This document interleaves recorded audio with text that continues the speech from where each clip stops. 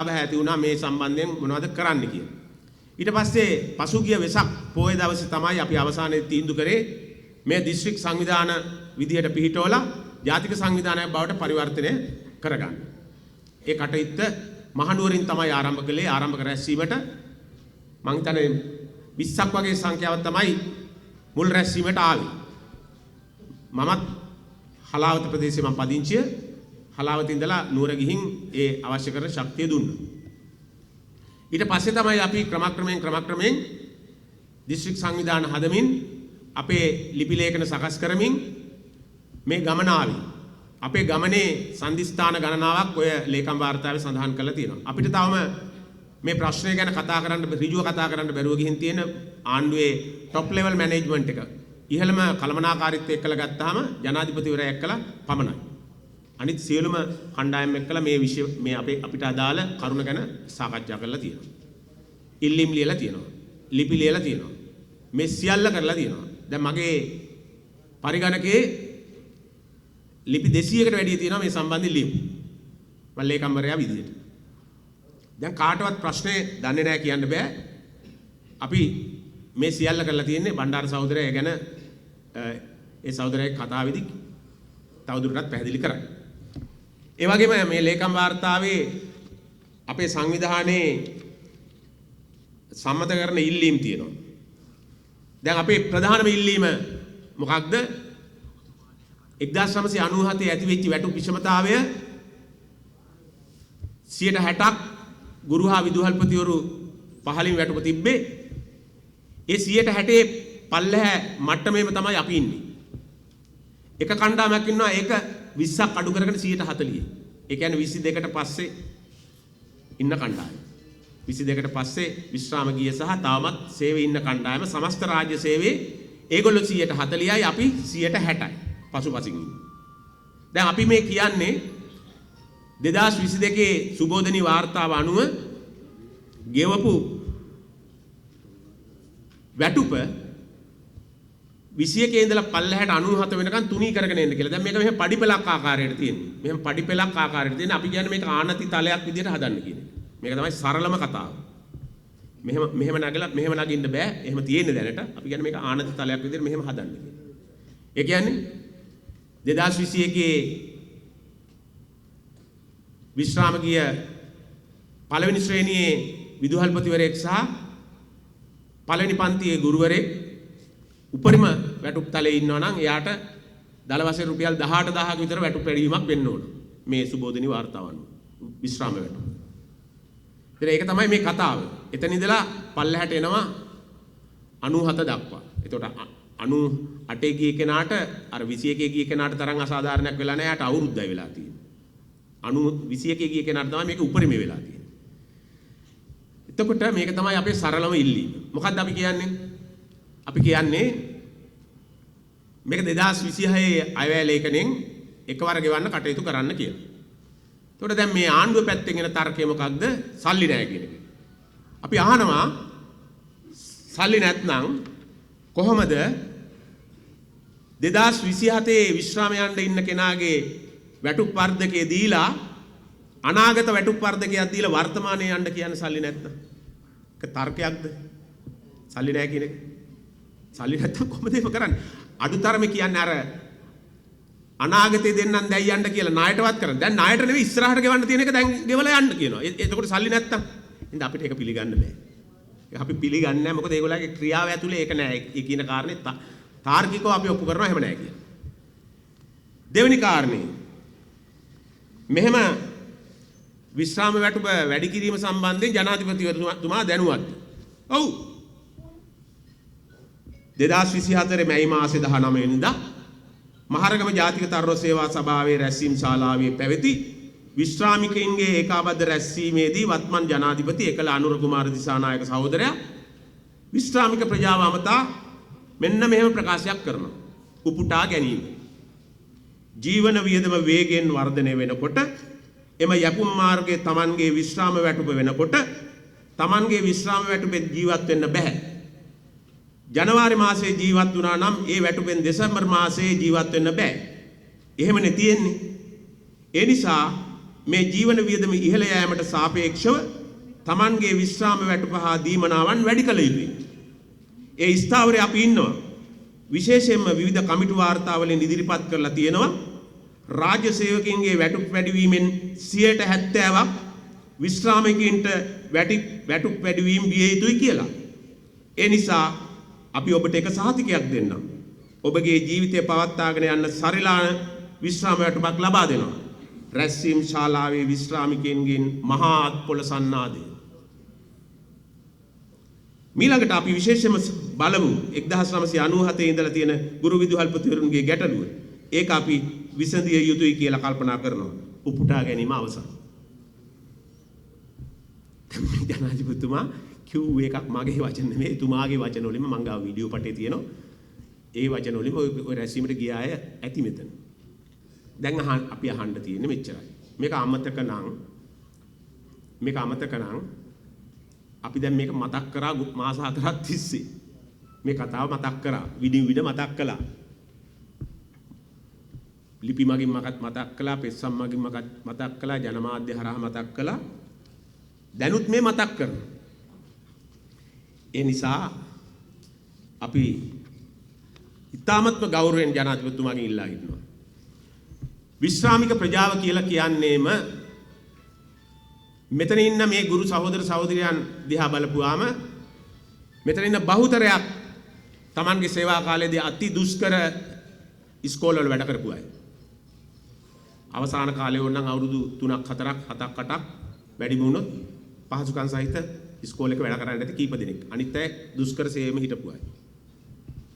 ඒතර මේ ඉන්න પરම්පරාව තමන්ගේ ලැබෙන සොච්චම් වැටුපත් සමහර වෙලාවට දරුවන් වෙනුවෙන් වැය කරා ඉස්කෝලේ දරුවන් වෙනුවෙන්. එහෙම પરම්පරාවක් දැන් ඉන්න ගුරු પરම්පරාවට වඩා වෙනස් වූ සිතිවිලි සහ චර්යා සහිත પરම්පරාවක් මේක. මේ ඉන්න කණ්ඩායම කවුරුවත් අද වගේ පෞද්ගලික පන්ති පවත්වලා ටියුෂන් පස්සේ ගිය කණ්ඩායමක් නෙමෙයි. එහෙම කරපු પરම්පරාවක් නෙමෙයි මේ මෙතන වාඩි වෙලා ඉන්නේ. ජනාධිපතිතුමා කිව්වා වගේ Tamanගේ විශ්‍රාම වැටුප පමණයි Tamanගේ එකම ජීවන මාර්ගය බවට පත් වෙලා තියෙන්නේ. මං ගාවට තොරතුරු එවනවා. මම අර තොරතුරු පත්‍රිකාවක් ගන්නවා. ඒ තොරතුරු පත්‍රිකාවේ තියෙනවා දැනට ලබන විශ්‍රාම වැටුප දීපනා සහිතව සඳහන් කරන්න කියලා. මං ගාවට නම් මට විශ්වාස කරන්න බෑ සමහර අයගේ රුපියල් 33000යි 34000යි වැටුප. දැන් විශ්‍රාම වැටුප් දෙපාර්තමේන්තුවේ සංඛ්‍යා දත්ත අනුව 2025-24 සංඛ්‍යා දත්ත අනුව ඒගොල්ලෝ කියනවා විශ්‍රාම වැටුප් ලබන වැටුප් ප්‍රමාණය සහ විශ්‍රාමිකයන්ගේ සංඛ්‍යාව සහ ඒකේ ප්‍රතිශතය රුපියල් 40000ට අඩුවෙන් විශ්‍රාම වැටුප් ලබන අය ඉන්නවා 48.8%. ඒ කියන්නේ භාගයක්ම ඉන්න විශ්‍රාමිකයන්ගෙන් රුපියල් 40000ට වඩා අඩුවෙන් වැටුප් ලබන අය. අපේ දත්ත නෙවෙයි. රුපියල් 70000ට වැඩියෙන් වැටුප් ලබන සංඛ්‍යාව ඉන්නේ 5.6යි. සංඛ්‍යාව විදිහට ගත්තොත් 40963යි. විශ්‍රාමිකයෝ ඉන්න 7,30,206ක්. එතකොට ඔය අඩු වැටුප් ලබනවා කියලා කියන්නේ කවුද? අපි. ඒ නිසා උඹලට ලැජ්ජ නැද්ද? බංකොලොත් වෙච්ච රටක ආණ්ඩුවේ මේක ඉල්ලන්න. ඔව් අපිට ලැජ්ජයි. අපිට ලැජ්ජයි, විල්ලැජ්ජයි. ඇයි? අවුරුදු 60ක් පැනලා වයසට ගිය අපි නිදහස් නිවහල් මානසිකත්වයකින් gedara දරුමුණුබුරන්ගේ සුරතල් බලලා මානසික සුවේ පතා වැඩ කරන්න ඉන්න මිනිස්සු වීදියට ඇදලා දැම්මේ අපි නෙවෙයි. වීදියට ඇදලා දැම්මේ ඓතිහාසික මේ වැටුප් වැඩි කිරීම නිසා ඓතිහාසික වශයෙන් විශ්‍රාම වැටුප් විෂමතාවයක් ඇති වෙලා තියෙනවා. ඒක මේ ඉතිහාසයේ කවදාවත් ඇති වෙලා තිබුණේ නැහැ. ඒ නිසා අපි කියනවා ජනාධිපතිතුමනි ඔබ මහරගම ප්‍රකාශ කළේ කොහොමද? ඔබ ප්‍රකාශ කළා ඉන්න රාජ්‍ය සේවකයන්ගේ වැටුප් වැඩි කරද්දී 70%ක්වත් විශ්‍රාමිකයන්ට දෙන්න ඕන කියලා. අපිට 7-5ක්වත් දුන්නාද? එතන තමයි ප්‍රශ්නේ තියෙන්නේ. සාධාරණ පංගුව බෙදී ගියේ නැහැ. සාධාරණ පංගුව බෙදී ගියේ නැහැ. අපි 2024 25 අයවැය ලේඛනය ඉදිරිපත් කරද්දී අපි මේ ගැන මොනවත් කිව්වේ නැහැ. විශ්‍රාමිකයෝ නිහඬව හිටියා. ආණ්ඩුවට පොඩ්ඩක් හුස්ම ගන්න දෙන්න ඕනේ කියලා. හැබැයි කලේ මොකද්ද? කලේ දැන් ඔය 2025 වැටුප් වැඩි කිරීම කවුරු හරි වෘත්තීය සමිතිය ඉල්ලුවද එහෙම එකක්? මට කියන්න. එහෙම එකක් ඉල්ලුවද කවුරු හරි එහෙම වෘත්තීය සමිතිය? එහෙම නැත්නම් ඒගොල්ලන්ගේ ප්‍රතිපත්ති ප්‍රකාශනයේ කිව්වද? අර මේ ඒගොල්ලන්ගේ ප්‍රතිපත්ති ප්‍රකාශනයේ තියෙනවනේ මේක. පොහොසත් රටක් ලස්සන ජීවිතයක් මේක කිව්වද? මේක කිව්වේ නැහැ. ඊළඟට ඒගොල්ලෝ මැතිවරණ වේදිකාවේ කිව්වද? කිව්වේ කොහමද? මාස 6න් 6ට වැටුප් සමාලෝචනය කරලා වැටුප් පැටි කරනවා කියලා කිව්වේ. එතකොට මේක කිව්වේ නැහැ. ඉතින් ඒගොල්ලෝ දැන් අපිට කියන්න දෙන මේකයි අර ගැමි වහරේ තියෙන අපූරු කවි පද දෙකක්. එකක් කඩතුළු මකා ගන්නට ගොසින් මට උණු කාර්යා දෙකක් කඩතුළු සදා දුන්නයි ඉඳුරුවේ ආචාර්යයි. ඒක තමයි වෙලා තියෙන්නේ. හරි. ඒක තමයි වෙලා තියෙන්නේ. ඉතින් ඒ හින්දා අපි කියනවා අපි මේ රාජ්‍යයේ මිනිස්සුන්ගේ බදු මුදල් වලින් යැපෙන මිනිස්සු අපිට ලැජ්ජයි මේ සටන කරන්න. නමුත් ලැජ්ජාවෙන් උනත් කරන්නේ අපිට වෙලා තියෙන අසාධාරණය. එදා අපි එක්කලා වැඩ කරපු වෘත්තීය සමිති නායකින්ටත් කියන්න ඕන මේ කාරණේ. මම පසුගිය සතියේ ලිපියක් ලිව්වා වෘත්තීය සමිති ලේකම්වරුන්ට. ප්‍රධාන වෘත්තීය සමිති ගුරු සහ විදුහල්පති වෘත්තීය සමිති ලේකම්වරුන්ට. අපි එක්කලා එකට සටන හිටියේ. ඒගොල්ලෝ නිවාඩු දාන්න කියද්දි නිවාඩු දැම්මා. ඒගොල්ලෝ අකුරට වැඩ කරන්න කියද්දි අකුරට වැඩ කළා. ඒගොල්ලෝ විභාග වර්ජනය කරන්න කියද්දි සම්පූර්ණ අධ්‍යාපනය මෙහෙම අවුල් වුණා පහුගිය කාලේ මේ ගුරු සටන් නිසා. හැබැයි ඒක ගුරුවරුන්ගේ වරදක් නෙවෙයි. මොකද අයිතිය දිනා ගන්න එහෙම කරනවා. එහෙම කරන්න වෙනවා. කේවල් කිරීමනේ. එහෙම කරන්න වෙනවා. එතකොට අපේ සටන් වලට නායකත්වය දුන්නු අය අද කොතනද ඉන්නේ? දැන් මේක සුබෝධනී වාර්තාව නෙමෙයි සමහරුන්ට සුරබිදන පහල කරපු වාර්තාව. සුරබිදන සිටු සම්පත් ලබා දෙන සුද්ධ වූ වෙලදෙන. ඔය වාර්තාව. එතකොට දැන් අද ඒගොල්ලෝ එක්කෙනෙක්වත් කතා කරන්නේ නැහැ අපි වෙන්නේ. ඉස්සර හිටියේ විතුසිතුවම් රූමෙන් හිටියේ. අපිට අහන්න දෙන අද කොතනද මිතුරණී කියලා. ඔබ. ඒ නිසා අපිට දැන් උඹලා එකෙක්වත් විශ්වාස නැහැ. ඇයි? අපිව තනි කරලා දැන් අපිට අපේ ශක්තිය විතරයි විශ්වාස කරන්නේ. ඒ හින්දා අපි කිසිදු දේශපාලන පක්ෂයකට මුක්කු ගහන ඒගොල්ලන්ගේ දේශපාලන මතවාද අරයි යන කණ්ඩායමක් නෙවෙයි. ඒක පැහැදිලි කරනවා. දැන් අපිට කියනවා පෙරටුගාමීන්, කුරුටුගාමීන්, ශීඝ්‍රගාමීන්. අපි ශීඝ්‍රගාමීන් නම් පිළිගන්නවා. මොකද අපි මාස 4කින් සම්මේලනයක් කරනවා කියන එක ලේසි නෑනේ. පොඩි අඩුපාඩුකම් තිබුණත් අපි මේ ගමන ආවේ අවුරුදු 60 පැන්න මිනිස්සු නෙමෙයි. අපි කියනවා ඔය රජයේ සහ ප්‍රධාන දේශපාලන පක්ෂ වලට ඇරෙන්න වෙන විශ්‍රාමික එක සංගමයකටවත් මේ වගේ රැස්වීමක් කරන්න බෑ කොළඹ ගෙනල්ලා. පුළුවන් නම් කරන්න. අපි ඒ අභියෝගය දානවා. ඒ අභියෝගය එල්ල කරනවා. පුළුවන් නම් කරන්න. අද ඕගොල්ලෝ ගාව මිනිස්සු නැහැ. එහෙනම් අපිට මේකේ ඔබතුමන්ලාව ගෙනල්ලා දේශපාලනය කරන්න කිසිම ඕනෑ අපිට කරන්න වැඩ ඕනෑ තරම් තියෙනවා. හැබැයි මෙතන අපි ප්‍රභූවරු නෙමෙයි මෙතන උඩ ඉඳගත්තට ඕගොල්ලන්ගේ වගේම අහිංසක ජීවිත ගෙවන මිනිස්සු අපි. වෙනසකට වෙලා තියෙන්නේ ඔබට අපිට වෙලා තියෙන අසාධාරණෙන් නිමා කර ගැනීම සඳහා අපි නායකත්වයක් දෙනවා. එච්චරයි. දැන් සමහරව කරලා CID දැන් උදෙත් ආවා. එන්න. ඒක තව සමහරලාට පිටිපස්සේ වාඩි වෙලත් ඇති. ලියන්න පොල් ගෙඩි අකුරින් ජනාධිපතිතුමාට කියන්න අර දිසාපාවොක්ලා ටික වීදියේ බැහැලා ලැජ්ජයි. ගුරු දෙවිවරු නම් දෙන්න ඕනේ පළතුරු මල් සුවඳ දුන්නේ. අපිට මොනවද හම්බෙන්නේ? අපිට මොනවද හම්බෙන්නේ? නේද? ඒ නිසා තව දුරටත් ඒවා කරන්න සූදානම් වෙන්න එපා. අපි මේ ඉල්ලන්නේ අනිත් එක අපි මේ ඉල්ලන්නේ වැඩි වැටුප් නෙවෙයි. කවුරු හරි කියන බංකලොත් රටක වැඩි වැටුප් ඉල්ලනවා විශ්‍රාමිකව නෑ. අපිට ණයයි. කවුද? 1994 ඉඳලා කවුද ආණ්ඩු කළේ? ඒගොල්ලෝ කියන්න ඕන. චන්ද්‍රිකා නෝනා කළා, මහින්ද මහත්තයා කළා, ඊට පස්සේ කවුද මෛත්‍රී මහත්තයා කළා, නැවත මහින්ද මහත්තයා ගෝඨාභය මහත්තයා කළා. දැන් මේව සේරම අපිව ඉවර කරලා තියෙන්නේ. අපි ඒගොල්ලන්ගේ පස්සේ ගිහින් ඇති වැඩක් නැහැ. ඒගොල්ලෝ අපිට හොඳටම වැඩේ දීලා තියෙන්නේ. දැන් මේ ගැන විශ්වාස කරලා මෙතන ඉන්න බොහෝ අය පහුගිය මැතිවරණයේදී ලිප්ලෙට් එක අරගෙන සමහරලාට බැරි ගාති ගියා අපේ මේ ප්‍රශ්නට කන් දෙයි කියලා. සාකච්ඡාවක්වත් දෙන්න සූදානම් නැත්නම් අපිට අපි ගැන ලැජ්ජ හිතෙනවා. ඒ නිසා හිතනවා නම් විශ්‍රාමිකයෝ විසිරීලා ඉන්නේ උන්ට මොනවත් කරගන්න බෑ. බල්ලට ලෙලි පොල් දෙනවා වගේ මොනවා හරි දාපුවාම උලාකයි කියලා. ඒකට ලෑස්ති නැහැ. අපි ගමක් ගාන ගිහින් මේ සංවිධාන කටයුතු කරනවා. අපි ඒකේ ඉතිහාසය ඔප්පු කරලා තියෙනවා. මඩකලපුවේ අපේ ලෝකේන්ද්‍ර සහෝදරලා ඉතාමත්ම හොඳ රැස්වීමක් කළා. සිංහල දෙමළ සහෝදරත්වය එදා මඩකලපුවේ දෝරේ ගැලුවා. එදා කල්ලඩි පාලමේ සින්දු කියන මාළුවෝ ඒක දැක්කා. සිංහල එතුමන්ලා අපිට කිව්වේ සුබෝධනී හම්බුනේ නැතත් සහෝදරයා සිංහල ප්‍රජාවක් සිංහල ගුරුවරු ඇවිදින් අපේ දෙමළ දෑත් වැරගත් එක හරිම වටිනවා කියලා. අපිට සංවිධානයක් විදිහට උඹලගේ ඔක නොලැබුණත් අපිට ඒක සතුටුයි.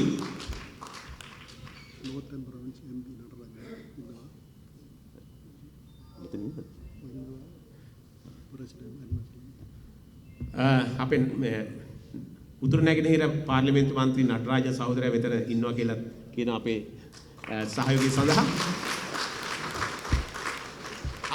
අපිට ඇත්තටම ආණ්ඩුවේ മന്ത്രിවරුත් ඇමතිවරුත් සහයෝගය දීලා හැබැයි ඒගොල්ලෝ කවුරුවත් පිළිගන්නේ නැහැ අපිට අසාධාරණයක් උනේ නැහැ කියලා කියන්නේ. එහෙම එකක් තියනවා කියලා කියනවා. කවුරුවත් අපි දැන් සාකච්ඡා වට ගොඩක් ගියානේ. ඒ හැම එකම පිළිගන්නවා මෙහෙම එකක් කියලා තියෙනවා. පිළිගන්නවා නම් අපි කියන්නේ මේක ගෙවන්න. එතකොට අපේ මේ කරදරේ ඉවරයි.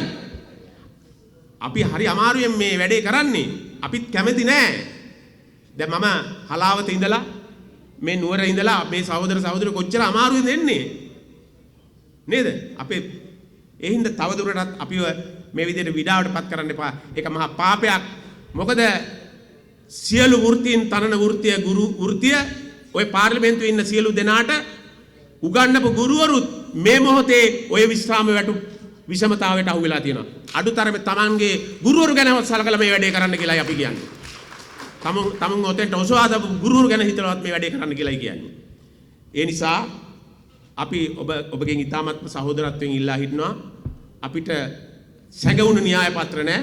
අපිට තියෙන අපි ඉතාමත්ම පැහැදිලිව කියනවා අර මං කිව්වේ අර බුද්ධි තොරතුරු අංශේ ඔය අපේ එක සහෝදරුන්ට කතා කරන මට නම් තාම කතා කරලා නැහැ. කතා කරන්න ආවොත් යන්න දෙන්නෙත් නැහැ. මම කියනවා මේ සේරම. මේ ඒ නිසා මේක ඉතාමත් මානුෂීයයි සාධාරණයි යුක්ති සහගතයි නීති අනුකූලයි. මේ අපිට පිස්සු නැහැ. ඒ නිසා මම මේ කාල වේලාව තියෙන මේ නිසා මේ කාල වේලාව බොහොම අඩුවෙන් තියෙන්නේ අපිට මේක ගැන කතා කරන්න සංවාද කරන්න. තව කාරණා ගොඩක් තියෙනවා කියන්න. ලෝක ඉතිහාසයේ බැටුක් වැඩිවීම හැම වෙලාවකම වෙනත් රටවල් සමාන්තරව විශ්‍රාමිකින්ටත් ওই ජනාධිපතිතුමා ඒ කතාව තමයි කියන්නේ 70ක් අරගොල්ලන්ට 100ක් වැඩි කරද්දී අපිටත් 70ක් දෙනවා. ඒක ලෝකේ සම්මතයක්. සාමාන්‍ය එහෙම ප්‍රතිපත්තිමේ තීන්දුව තියෙන රටවල් වල. ඒක තමයි සාධාරණ. දැන් ඒ නිසා අපි කියන්නේ ලෝකේ දියුණුම ක්‍රම වලට එන්න කියලා. අඩුතරමේ මේ අපිට හිමි එක දෙන්න. හිමි එක දෙන්නනේ කියන්නේ මේ. ඒ නිසා අපි කියනවා මේ අයවැයෙන් අපි බලාපොරොත්තු වෙනවා. අපේ බලාපොරොත්තුවක් තිබුණ මේ සම්බන්ධයෙන් තියෙන නඩුව දැන් මේගොල්ලන්ට එක දේවල් කරන්න පුළුවන් දේශපාලන බලය තියෙන හින්දා ප්‍රශ්නයක් නැහැ. බලය දීලා තියෙනවා. අපි කතා කරුවොත් අපිට 69 ලක්ෂයක් තියෙනවා. ඔයා කවුද කියලා තනියම කියන්න පුළුවන්. 69 ලක්ෂයටම තනියම එහෙම කියනවා. 69 ලක්ෂෙම කතා කරුවොත් ඔයා කවුද අපිට 69ක් තියෙනවා කියලා. අරයට කියනවා ඔයා කවුද අපිට 69ක් තියෙනවා කියලා. සේටම කියනවා. ඉතින් 69 හරි 109 හරි මම කමක් නැහැ. අපිට කියන්න තියෙන මෙච්චරයි. අපිට හඹා ගොස් පහර දීම අමාරුයි. දැන් අපි 60 පැනපු මිනිස්සු. හැබැයි අපිට රැක සිට පහර දිය හැකියි. ඒකට ඉවසීමක් තියෙන්න ඕනේ.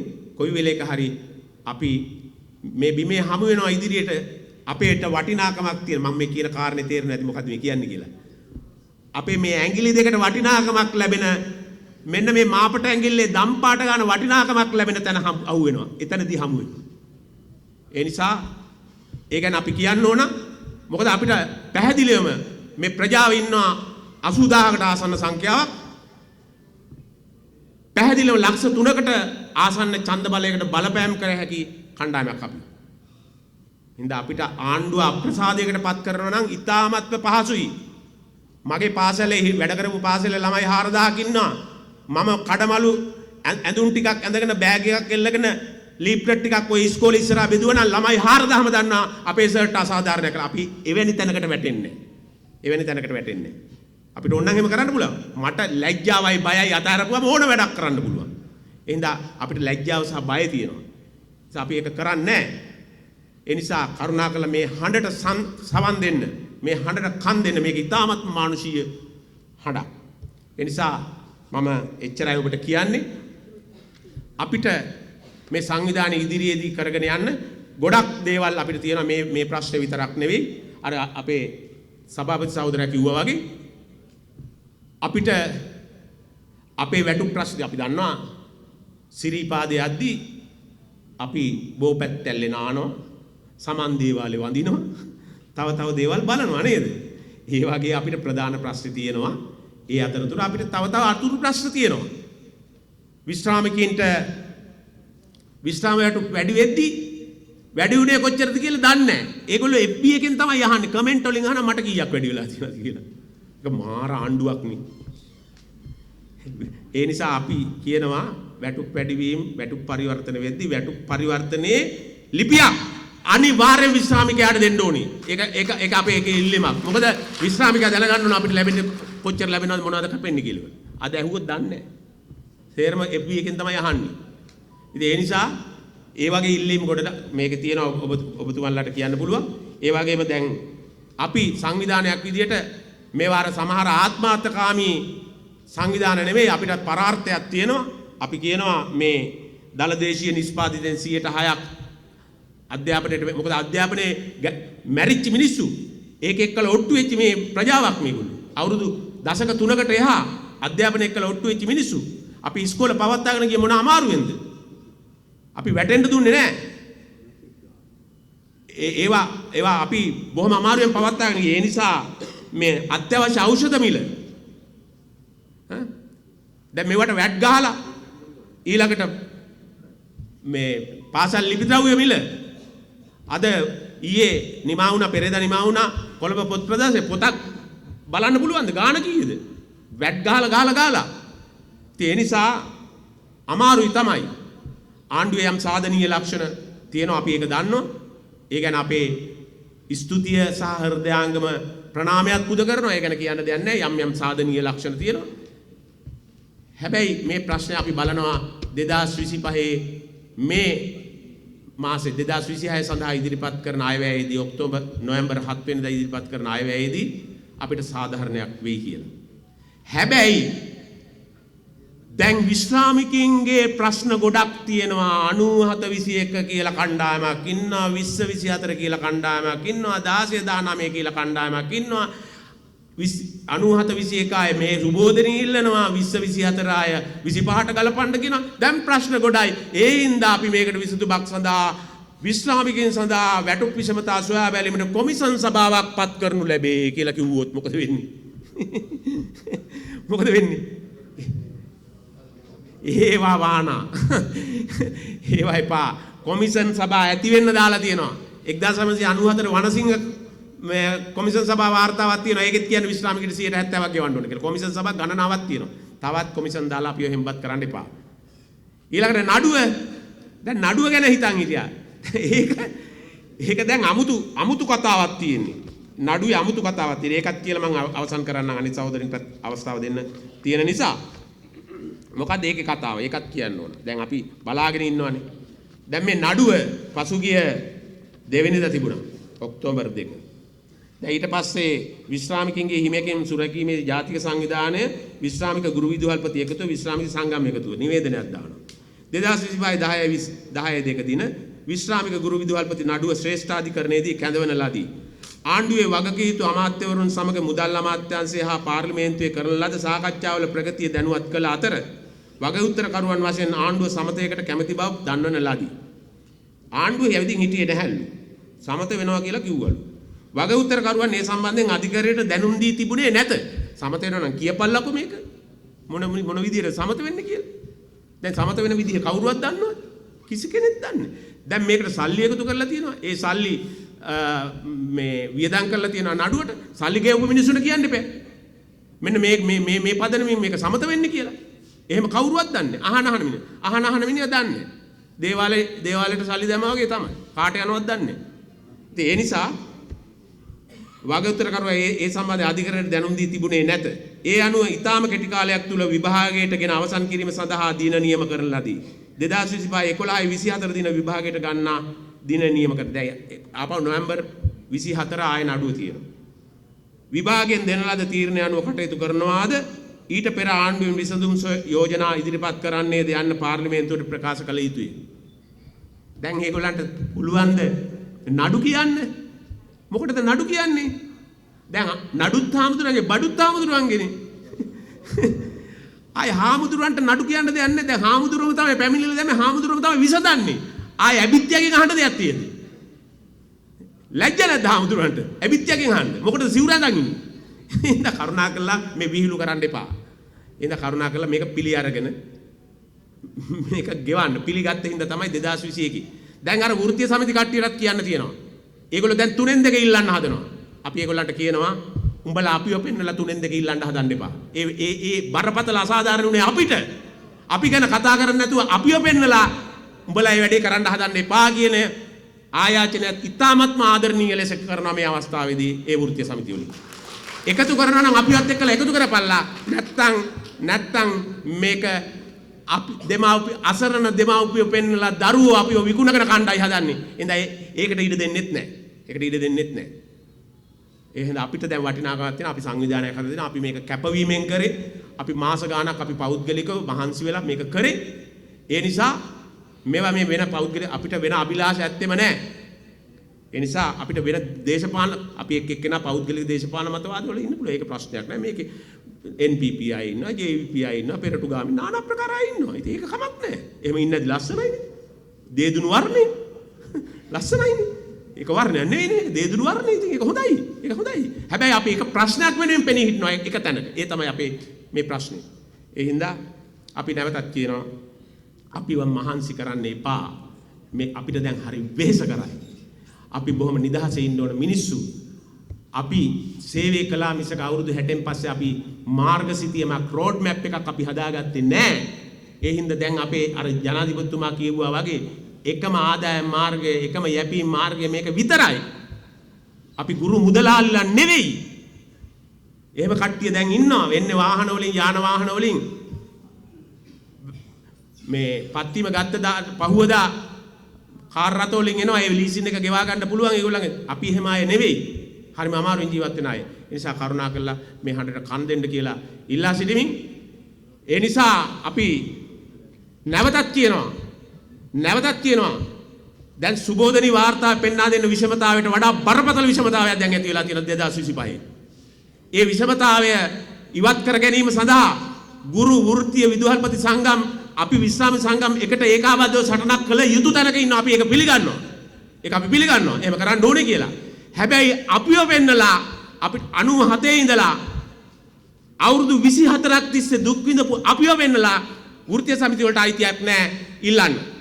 ඇයි ඒ අසාධාරණ අපිට වෙලා තියෙන බරපතල විදිහ. අපි වෙනුවෙන් එක කටක් කරලා නැහැ මේ වෙනකන් කවුරුවත්. ඒකයි අපිට තියෙන දුක. අපි එක්කලා එකට සටන් කරපු මිනිස්සු හොඳම අඹ යාළුවෝ අපි එක්කලා හිටපු. අපි වෙනුවෙන් කට හැරියේ නැහැ. ඒ කියන්නේ අපිට ලොකු කනගාටුවක් තියෙනවා. ඒ නිසා තමයි අර මම අර ලිපිය ඉදිරිපත් කරේ. කරුණාකරලා කියන්න අපි ඒකාබද්ධ සටනකට යන්න කැමති. අපි ඒක සාකච්ඡා කරමු. හැබැයි අපි අනන්‍යතාවයේ තියෙනවා. අපිට ප්‍රශ්න වගේක් තියෙනවා. ඒක නිහතමානීව පිළිගන්න ඕන. ඒ නිසා අපි මේ සංවිධානය ඉස්සරහට යනවා. අපිට දැන් හැම ප්‍රාදේශීය ලේකම් කොට්ටාසයක් මට්ටමේ අඩුම තරමේ ගුරුවරු 3-4ක් හරි ඉන්නවා මේ ප්‍රශ්නෙට මැදි වෙච්චි. ඒගොල්ලෝ අපි ගම් මට්ටමින් සංවිධානය කරනවා. ප්‍රාදේශීය ලේකම් කොට්ටාස මට්ටමින් සංවිධානය කරනවා. මේ වැඩේ අතාරින්නේ නැහැ. ඒ නිසා මම අවසාන වශයෙන් මේ සුබෝධනි වාර්තාවේ ඉදිරිපත් කළ තියෙන සියලුම නිර්දේශ අනුව දැනට ගෙවලා තියෙන 3න් එකක් ඉදිරි කාලයේදී ඉතිරි 3න් දෙක ගත්තොත් ඒ දෙන දවසේ ඉඳලා 2022 ඉඳලා ඒ දෙන දවසට යන ගිහින් ඉන්න විශ්‍රාමිකයින්ටත් අද අපි දවසේ අපි මුණ දීලා තියෙන ඉරණම ඒගොල්ලන්ට අත් වෙනවා. යම් දවසක සුබෝධන ඉතිරි 3න් 2 දුන්නා කියන්නකො. දැන් 2022 ඉඳලා විශ්‍රාම ගියායට ඒ කොටස ලැබෙන්නේ නැහනේ. එතකොට අපි වැටිච්ච වලේ එදාට ඒගොල්ලෝ වැටෙනවා. ඒ නිසා ගුරු විශ්‍රාම විදුහල්පතිවරුන්ට සහ ගුරුවරුන්ට තියෙන එකම වේදිකාව මේක පමණයි කියන ආයෝජනය කරමින් විශ්‍රාමික ගුරු විදුහල්පති සංගමයට ජය වේවා. ඔබගේ අනාගතයට ජය වේවා කියලා ප්‍රාර්ථනා කරමින් නිහඬ වෙනවා. බොහොම ස්තුතියි.